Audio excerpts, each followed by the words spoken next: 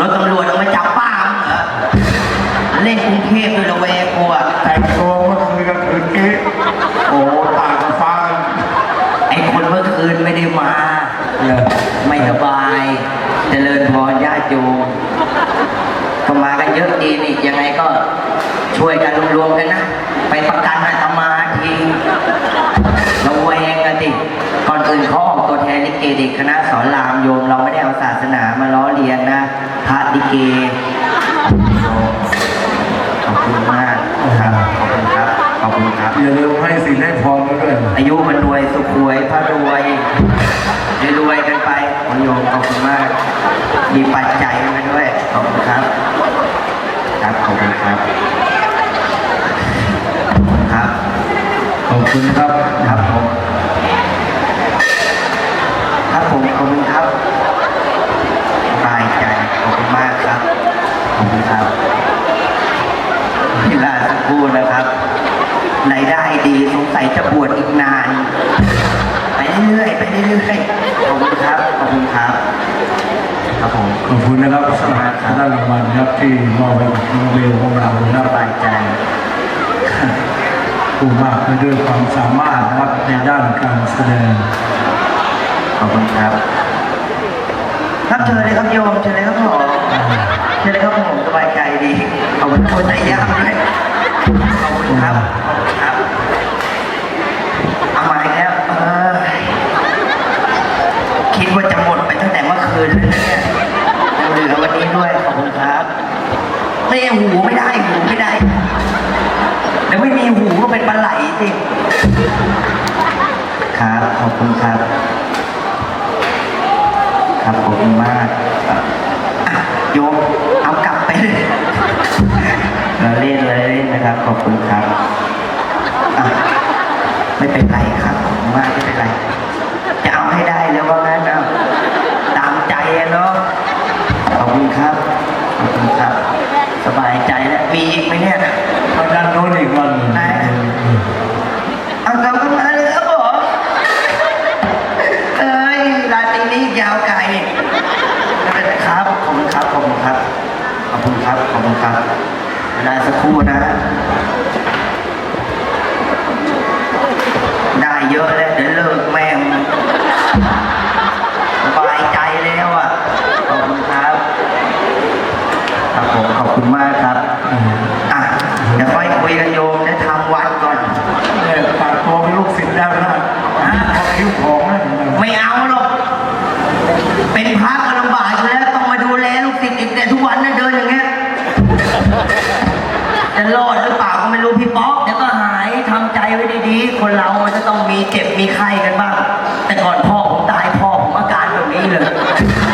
ต้องระวังนะพี่ป๊อกนะเป็นห่วงทำวัดแล้วเดี๋ยวมีเรื่องออกนะโมมันโก้จริงๆออกนะโมมันโก้จริงๆตื่นตอนเช้าหอขึ้นบาทโมจุ่มอย่านักใจนักใจตื่นตอนเช้าคว้าโมเตอร์ไซค์ปิดไม่สายใจโอ้โหยามาหาซื้อมารุ่นใหม่เอาบาทใส่ไว้ที่ตะแกรงหน้ามาคนเดียวมันเกี่ยวลาเลยชวนชีพมันยิ้วปิดโตฉันเช้าแล้วเข้ากุฏิอีกเดี๋ยวตีก็ฉันเข่าเกณฑ์ซื้อมาเอาไว้กินตอนเย็นโตตื่นใช้เนตซื้อเย็นตะโพนะโมตัสสะภะคะวะโตของนะโมมันโตจริงๆของนะโมมันโตจริงๆมาเลยครับนะโมตัสสะนะโมตัสสะพระโตละโตสัมมาสัมพุทธัสสะโอ้ยเฮ้ยหลวงพ่ออะไรโยมหลวงพ่อทำอะไรอยู่ครับเข้าวัดนะนี่เข้าวัดบนไหนมีอะไรตกดึกใช้เนรใช้เย็นตาโฟด้วยอันนี้ของอาตมาเองอ๋อเจริญพรหลวงพ่ออุ้ยครับหลวงพ่อหัวแตกซึมอีกแล้วเนี่ยน้ำดาวไหลเลยเรื่องน้ำดาวเหรอมีเรื่องมาติเอ้าเป็นพระไม่มีเรื่องได้ไงเมื่อเช้าเนี่ยมันมาเลยอ่ะมีเรื่องกับใครครับต่อยกับเด็กวัดต่อยกับเด็กวัดเด็กวัดโอ้โห โอ้สงสัยต้องเป็นคดีร้ายแรงแน่ๆเล มั ย นต้องแรงอยู่แล้วไม่งั้นผมไม่ลงมือเองหรอก ไอเด็กวัดคนนั้นขโมยพระในวัดไปขาย เฮ้ยไม่ใช่อ่ะ ขโมยเงินบริจาค ไม่ใช่ แล้วทำอะไรอ่ะ แยกไข่พะโล้กันก็ผมบินตบาทของผมมาผมจะกินน่ะมันมาแย่งผมมาก แล้วทำไมไม่ได้เขากินไปเนี่ยจะแย่งกันทำไมล่ะ มันไส้มันเป็นทุนอยู่แล้ว เรื่องอะไร มันมามองทีผมจ้องของผมมาไม่ได้หรอก แล้วเราเป็นพระเราจะไปมองชีได้ยังไง ก็ ล่ะ มองไว้ก็คือจะอุปการะเขาไม่ได้คิดอะไรอย่างนั้น อ๋อ นายโยมเป็นอะไรมาเนี่ย ผมเนี่ยถูกฟันมา ถูกฟัน ใช่ ไหนดูสิโยมซี่ไหนเนี่ยฟันคุดเหรอ โอ้ยอย่างนี้ฟันเปลี่ยนเลยได้ฟันยังไงจะ เนี่ยไงเรา ถูกมีดฟันครับ โอ้แสดงว่าไปมีเรื่องมาสิ ใช่ วัยรุ่นไทยสมัยนี้มันเป็นอย่างนี้แหละโยมมองหน้ากันก็จะมีเรื่องกันแล้ว เอาอย่างนี้ตัดใจเลยบวชอยู่กับหลวงพ่อเดี๋ยวบวชให้ โอ้โหบวชอะไรแล้วก็ผมเพิ่งศึกมาเนี่ย อ้าวบวชไปแล้วศึกมาทำไมเรา ตอนแรกผมตั้งใจไว้ว่าจะบวชให้ได้ทั้ง2 ภาษา ครับ แล้วผมน่าบวชไปได้ภาษาเดียว ผมบวชปีน้ำท่วมไง น้ำท่วม แล้วพี่กับพ่อผมเนี่ยที่เขาอยู่พิจิตรน่ะเขาเป็นทหารใช่ไหมล่ะ ใช่ใช่ เขาก็อยากรู้ว่า ผมเนี่ยบวชอยู่ยังไง พี่กับพ่อที่อยู่พิจิตรน่ะเขาก็เลยขับรถมาอยุธยาเลย ครับ เขาก็เลยเนี่ย ผมอยู่ในหน้ากุฏินะ แล้วพี่กับพ่อผมเนี่ยเขาเดินผ่านเข้าไป แล้วเขาก็ออกมาผมศึกเลยครับ เอาแล้วศึกทำไมนายโยม ก็เขาบอกว่าทหารผ่านศึก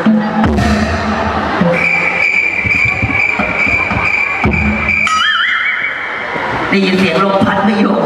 ได้แล้วบาสเซอร์คิวดิ มันไม่ใช่อย่างนั้นอันนั้นมันอนุสาวรีย์ชัยสมรภูมิ เอ้า ทหารผ่านศึกอ่ะ ผมไม่รู้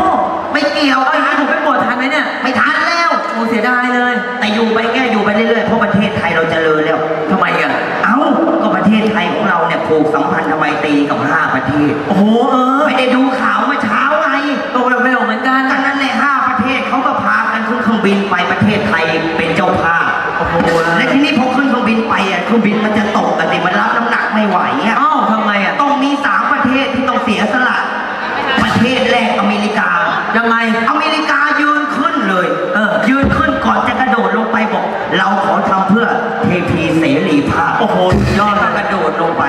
ประเทศที่ 2ญี่ปุ่นยืนขึ้น เอาแล้ว ก่อนจะกระโดดพูดคำว่าเราขอทำเพื่อยากุซ่า เฮ้ย และกระโดดลงไป ประเทศที่3แงะไปไม่มีใครเลย เหลือใคร ประเทศไทยยืนขึ้นนะ มีน้ำใจอยู่แล้ว นั่นแน่ประเทศไทยยืนขึ้นแต่ก่อนจะกระโดดพูดคำว่า เราขอทำเพื่อพันนเรศวรสุดยอดทีพม่าลงไปแม่งเลยนี่อะประเทศไทยของเรามีน้ำใจ เดี๋ยวน้ำจิ้มเลยเนี่ยไอ้น้ำ มาใหม่ เมื่อกี้ก็มาไม่ส่งไม่ก็ไม่รู้จะรับยังไงให้ ก็เห็นโยมไม่ค่อยสบายใจ นั่น นะ แล้วรางวัลเป็นไร ไป โอ้โหหลวงพ่อนี่โชคดีจริงเลย ครับ ได้รางวัลขนาดนี้เนี่ยเป็นยังไง โอ้โหกะหรี่ไม่เหงาเลยกะหรี่พับกะหรี่พับ ขอบคุณนะครับที่ให้รางวัลน้องเบลนะครับ เงินที่ได้มาก็ไม่ไปไหนนะ เดี๋ยวเติมเกมพับทีหมดผมล่าสุดเติมไป3,000แค่เบลเท่าไหร่ โอเคขอบคุณครับ เติม3,000เลย แม่เอาไงโยม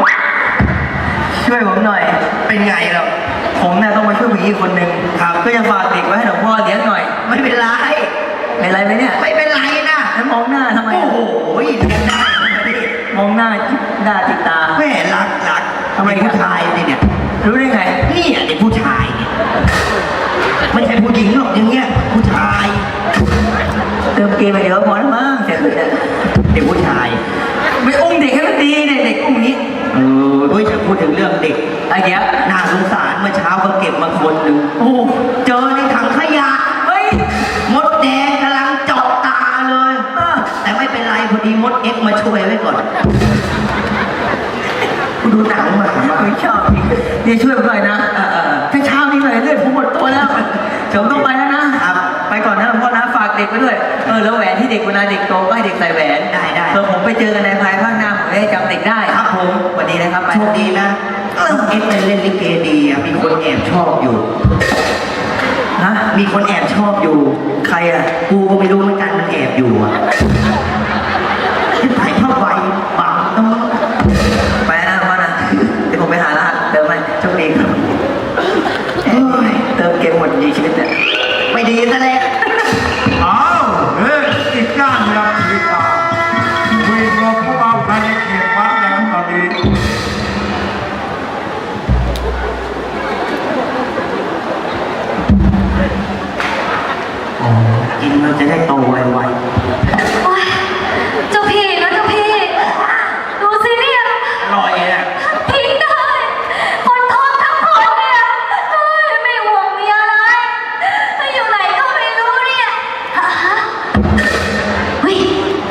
รอดแล้วเราเจอยอดแหลมแหลมยอดแหลมแหลมเนี่ยมันจะต้องเป็นวัดแน่ๆเลยมีวัดก็ต้องมีพระแต่ให้พระช่วยหน่อยเถอะไม่ไหวแล้วพระ ไป ช่วยด้วย ยอมชื่อหลวงพ่อก็มีให้เรียกไม่ยอมเรียกก็ชื่อจริงเลยเรียกพระทำไม อย่างที่ไปไม่เคยเป็นห่วงเป็นใยเมื่อเยี่ยมเมื่อยามพี่มาหา ไปผุดไปเกิดทะโยมนะหากลัวผี ไม่ใช่ แล้วเป็นใครเล่า ดิฉันเองเจ้าค่ะท้อง ร้องสะโหยหัวเลยท้องไง เจ้าค่ะ ท้องก็ไปโรงพยาบาลสิโยมนี่มันวัด โอ้ยไม่ไหวแล้วหลวงพ่อนักโทษนะช่วยด้วย ไม่ไหวจริงๆไง อย่างนี้แหละ คนไทยสมัยเนี้ย เวลาทำไปทำกันนอกวัด เวลาออกจะมาออกในวัด ถ้าทำกันในวัดพระจะได้ช่วยกันเต็มที่ที่อย่างนี้จะมาพึ่งพาอาศัย หลวงพ่อไม่ไหวแล้ว ไหนก็มา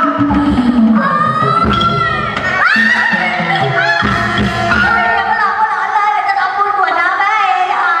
จะกลัวแล้วโอ้ยน้องมาปวดผีโอ้ยอะไร ใคร เอาผีอ่ะเอาผีตาแกผีตาแกโอ้ยยังไม่ไปบุญไปเกิดอีกแล้ว ผีใครนะ ผีตาแก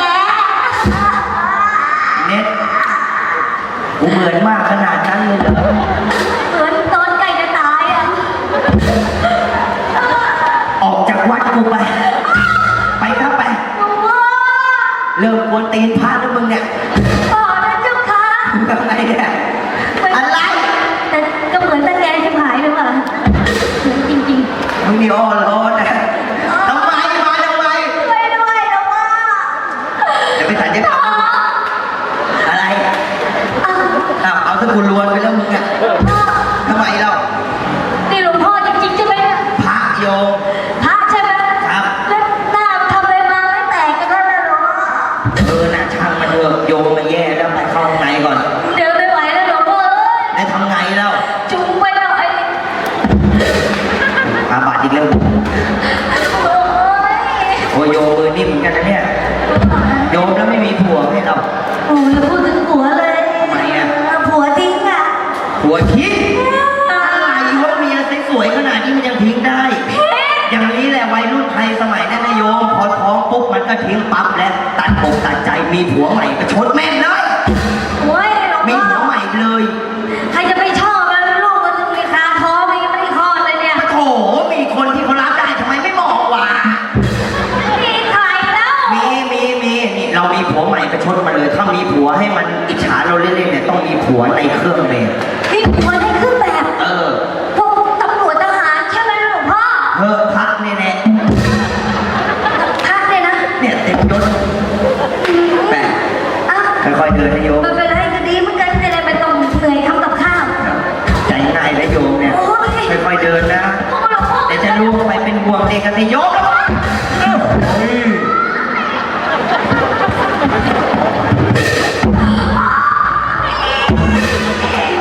หลวงพ่อทำอะไรเนี่ย ลื่น โอ้หมดแล้ว ไม่หมดเราก็ยังอยู่นั่นแหละลื่นเฉย เฮ้ยแทงขึ้นมาทำยังไงเนี่ยหลวงพ่อ ๆ โอ้โหทำไมทำกันอย่างนี้เหรอใครมาเห็นเข้ามันก็ไม่ดี ไม่มีหรอกทั้งวัดมีกูคนเดียวนี่แหละ ฮะแล้ววัดเนี่ยนะ คือมานั่งในการข้างบน ไม่หรอกเจ้าค่ะ ว่างๆนะน่ารักจะตาย หลวงพ่อนี่ห้าวปี๊ดเลยนะ พระนโยมเอาไงเนี่ยเป็นไงบ้าง เฮ้ยเอ้าหลวงพ่อชวนคุยซะลืมหายปวดเลย เอาหายแล้วเหรอ หายแล้ว หายแล้วไปโรงพยาบาลเลย โรงพยาบาลอยู่ตรงไหนเจ้าค่ะ เนี่ยข้างหน้าเนี่ย ตรงข้างหน้าใช่ไหม โรงพยาบาลทหารเรือ โอ้โห ไปเลย ขอบพระคุณมากเลยนะเจ้าค่ะหลวงพ่อมาช่วยชีวิตเขาไว้ ไปเลย นั่นเดี๋ยวลาไปก่อนนะ โช เจ้า ค ค่ะ ดีโยม เอ้ยรอดแล้วโอ้โอ้ย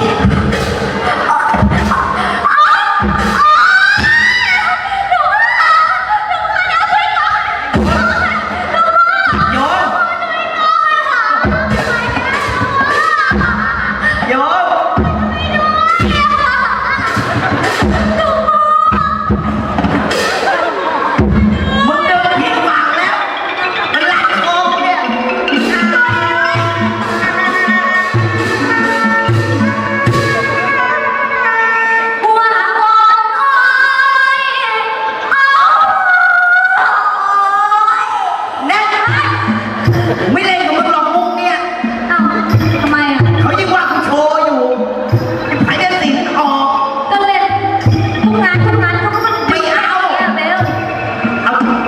กูหายก็มึงมีเรื่องตังค์ไป เดี๋ยวมาไม่งั้นนะ จะเดิน เดี๋ยวหลวงพ่อ อะไรอ่ะ อะไรเขียวๆเนี่ย ฮะ นี่อย่าบอกเป็นชุดลำลองพระเนี่ย ชุด โอ้ยหลวงพ่อช่วยกัน โยมไอ้เขา ว่าอ่อนโอ้ยโอ้ย เท่าไหร่แล้วนะ ว่าอ่อนนะอะไรเนี่ย ไอ้เกมไม่ใช่หนังเอ็กซ์มันโอ้ยเด็ก เสีย โอ้โห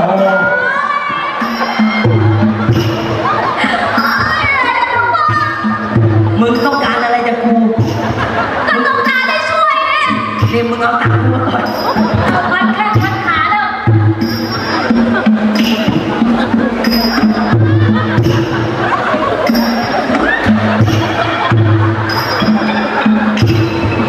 ว่าอ่อนจนรอไรแม่ปวดจนสิ้นเสียงสาบ แล้วไม่คืนจริง แม่ปวดมันใจจะหลุดปวดเสียจนสุดกำลัง